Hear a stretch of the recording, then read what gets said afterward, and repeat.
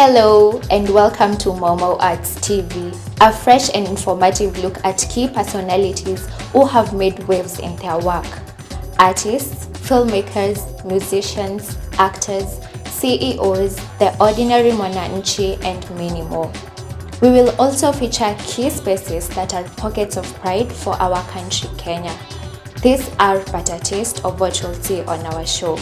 Sit back and enjoy.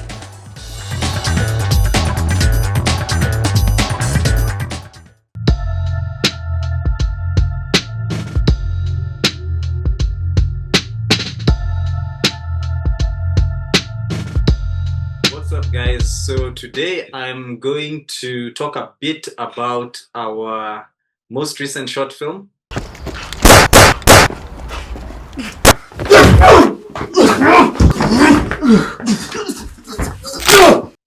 Little Nairobi. I'm sure you've seen the trailer. It's out on our YouTube channel and social media platforms. You can see it on YouTube. Just the teaser trailer, not too much is revealed. Still in the edit room. And I want to talk a bit about the film today because it may be the last of the short films I do for a while. I was actually not meant to do this short film, but I was inspired to do it because of certain personal reasons. And a close friend of mine, somebody who I respect, told me that he wanted me to do this kind of a story. So as a homage to him, I decided to go ahead and do it.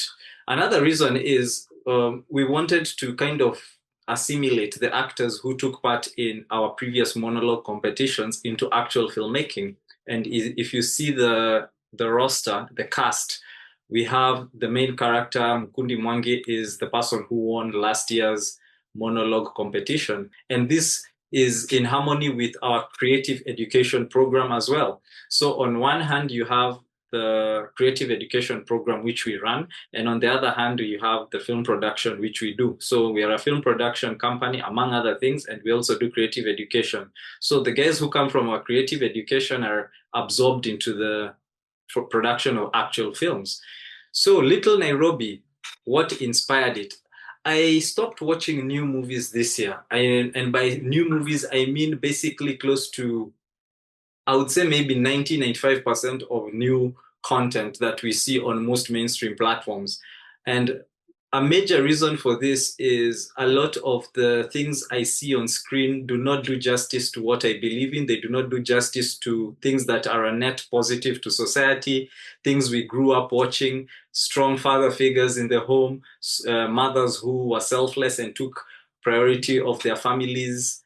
We also had people who overcame hardship, and through overcoming hardship were able to become something. But now in films we see today, people just automatically are these fantastic martial artists. Automatically you find a 5'2", 120-pound woman beating up a 500 or 250-pound 6'4" muscular man, and they do not play the believability into the storytelling.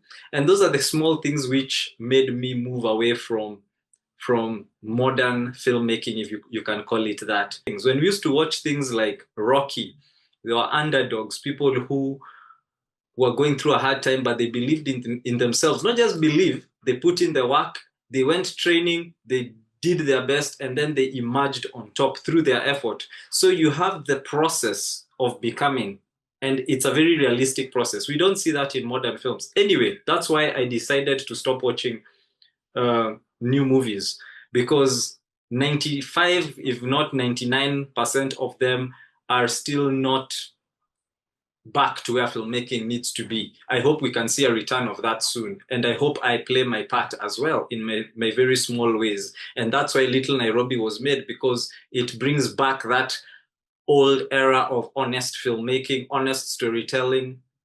We are not filtering things to be politically correct. We are not appeasing to people, just to appear nice. We are not nice people, we are good people. So Little Nairobi was inspired by a return to old school filmmaking. I'm a martial artist. I also love action. I had never done an action film before of this caliber where we are including martial arts choreography. And that's another reason why I thought I may do this, because I don't know when I might do another film for a long time. Hey, Dipshit, we are closed. I urge you to have a look at the teaser trailer if you haven't already, and keep following our pages. We may have other projects soon, not necessarily in film, but if you understand the work we do, we focus on the arts and creative education, and we also have new programs such as Mama Arts Brotherhood and the merchandise program, which is supposed to be a form of an economic empowerment for young people. Check those out, and ciao.